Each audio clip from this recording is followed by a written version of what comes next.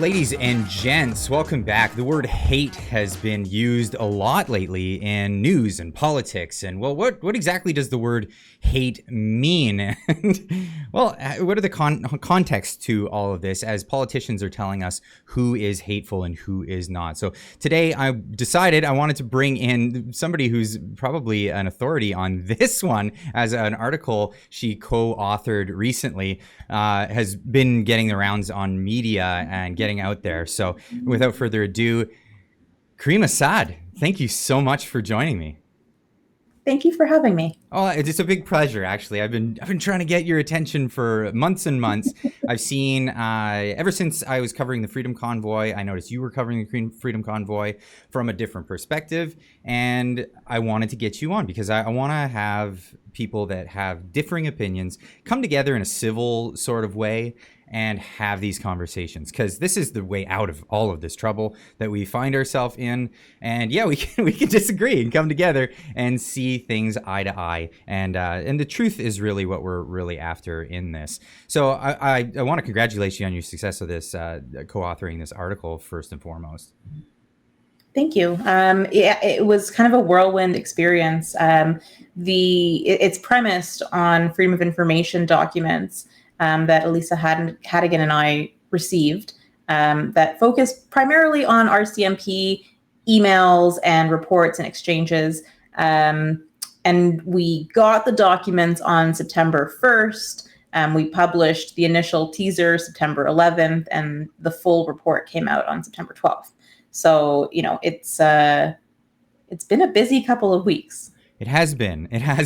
And so the reason why a lot of people probably in some circles of that are followers of the channel are hearing about this is because there's a lot of people saying this is vindicated. The Diagolon group, or if it's even considered a group, apparently the RCMP don't even consider it a group, according to your article here. So is that wasn't what you were setting out to do? What was the purpose of this?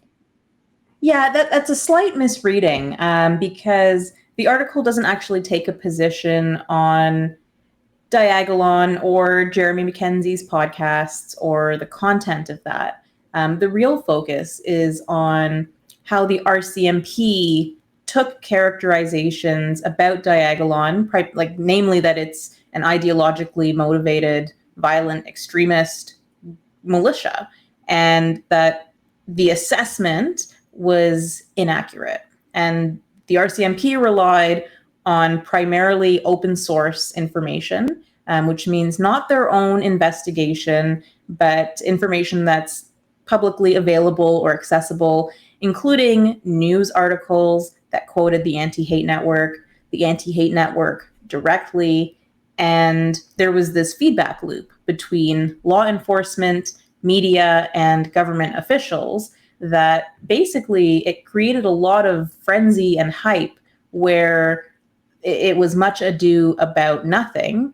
And this all happened around the time of the invocation of the Emergencies Act. And even though it's not accurate to say that this was the singular reason the Emergencies Act got invoked, it was a contributing factor. And I think important for the public to know and understand what was happening behind the scenes. So in the article here, we have snippets from the RCMP saying Diagolon is not a violent extremist group, does not pose a criminal or national security threat, not accelerationist as one of the terms, and we could get into the definition of what even that means. Not incitement to violence, no criminality. It goes on and on. It just basically says we don't think that these are crazy people in that way. Maybe they're unsavory. It even goes to say, but maybe not these crazy criminals that are being declared. And it goes in to say that the Anti-Hate Network is cited as the main authority in all of these cases where it's been said for that. Now, who is the Anti-Hate Network? Most people of this channel probably don't even know who they are. What is this organization? What is the purpose, the stated goal? What is we have stated goals and then what they actually do, and where are they moving forward from here? So the Anti-Hate Network is an organization that was formed in 2018 with the express purpose of monitoring and researching and reporting on far right groups. So there's sort of already there in its mandate, there's a clear focus, which is not inherently problematic in and of itself. However, the way that the work looks in practice, it is a lot of emphasis on individual civilians who may or may not have large followings, but there's, questions about the research methodologies and the lack of transparency within the organization. And I'll just give two quick examples on those points. The first being there are several staff members who we cannot verify their credentials or even their names. So there's kind of a shroud of secrecy. A lot of articles are published with no byline whatsoever, which is not really conducive to transparent journalism. And in terms of its methodologies, just last year, the organization put out an ad for an undercover researcher journalist who would get $55,000 a year to infiltrate white supremacist groups and write 2 to 3 articles per week. But again, these are ostensibly civilians. So sort of there's a lot that could go wrong there, either as far as putting an individual in danger or creating incentives for exaggeration and hyperbole in order to meet a story quota. And this is just the tip of the iceberg. There, is a lot to unpack, especially if we look into some of the main players in the organization and their history in Canada, the way that they have interacted with this broad concept of hate, how it's been monetized, and it casts aspersion on the intentionality behind some of this. Now, the first thing that struck me when you said it's far-right hate groups, I mean, if it's the anti-hate network, wouldn't it be looking for hate on all groups? Like left, right, center? It doesn't matter. No, they're very, very open about wearing their biases on their sleeve. And again, it's their prerogative, although I agree with you that a more holistic view and perhaps a focus on extremism writ large, even though there are differences in the way that it manifests, it's a problem in a polarized society nonetheless. But they're quite clear about that. And, the seed funding for the Anti-Hate Network came from the Southern Poverty Law Center, and they also received. Okay, that was one of my questions I was going to ask you. It sounds a lot like the SPLC, which is under fire right now for some of their activities in the United States of America. For people that don't know who they are, can you explain real quick who they are? I don't know that I can do it justice, but they're basically like the Anti-Hate Network.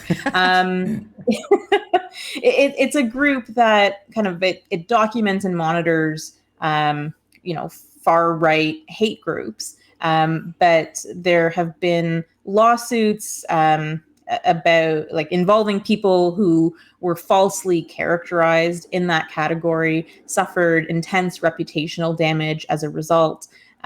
So there's controversy. The Anti-Hate Network, is embroiled now in a couple of lawsuits, and in fact, I am a litigant in one of them. But kind of the other issue is it received a substantial grant from the federal government in early on in its inception.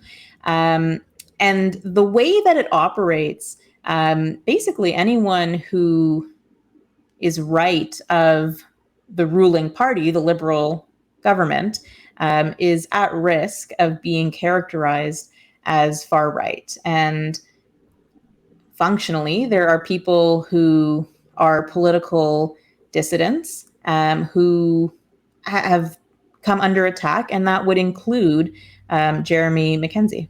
So we've been hearing this term far right quite a bit in the media as of late. Saying that the leader of the opposition, Pierre Poilievre, is a far right candidate. He's catering to the far right, or he's dog whistling to them. Now we see in articles from the that's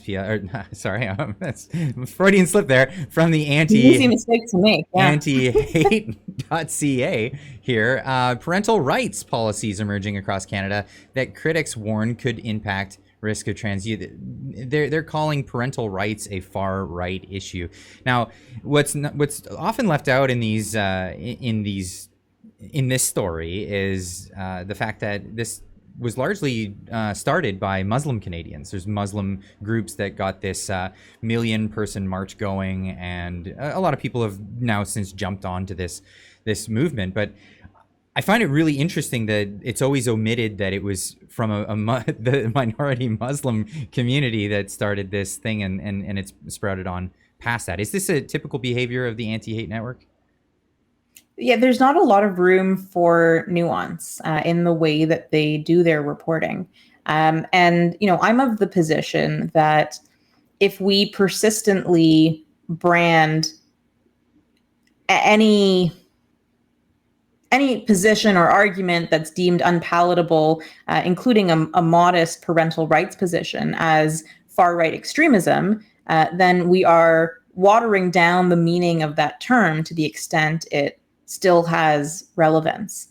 So I think there's a lack of sort of conceptual rigor in the way this is approached. And you're correct that in this scenario, it was, at least in its origin, a Muslim-led protest. And that's not to say that Muslims can't or don't hold conservative views, but there is obviously a tension between competing human rights. And I think that's something that gets lost in conversation, especially when there is this over-reliance on hyperbole. And the way that human rights framework operates in Canada, there's no hierarchy of human rights, and the grounds are explicitly neutral. So what I mean by that is, you can't discriminate against anyone based on race, and there's no race within categories of races that takes precedence, and there's no other competing ground, for example, religion, that would take precedence over race, for example, right? Like any accommodation is a balancing act. There are provisions that would allow for particularly disadvantaged groups to receive sort of extra accommodation, but it has to be a holistic look at things. And so our framework is actually quite decent, but not if it is misinterpreted or watered down. I understand that. Now, you're a lawyer, so you're very clever on a lot of these legalese. I mean, a lot of it is a real dancing act in your head to try to get around the language used in this. But as a lawyer, what made you go from a practice, or I mean, maybe you still practice, but get into protests and documenting all of these movements in Canada? I do still practice. That's my full-time gig. This is a hobby that is developing into sort of or has become a passion project. But it's quite by accident that I started documenting protests. Where my office is situated downtown Toronto, there would be the weekly Freedom anti-lockdown, anti-mask, however you term it, parades. And I would sometimes record it from upstairs where I was working, eventually got curious to see, what was going on. Why are these people here? Why are they being led by the police? We're all supposed to be in lockdown. What's happening? It evolved from there, where I was just a fly on the wall, capturing things as they happened. As people started to recognize me and my work, is an element of gonzo journalism to this, to the extent that I am a character for some folks. But overall, it's been a mission to understand. I'm inquisitive by nature, and that's continues to be the goal. Yeah. Well, you definitely do have a look. Yeah, I love the red glasses. It really accentuates your face. It looks great, and it looks really good for your branding. And I see that you have that for your Twitter handle. No, it's fantastic, and I really appreciate what it is that you're doing. And I think it's really important to have people come from different positions and different walks of life and come together, like I said in the beginning here, and analyze what's actually happening in our country, around the world, and take it from a different perspective. And I think it really brightens up the dialogue in a great way. And I really appreciate the work that you're doing.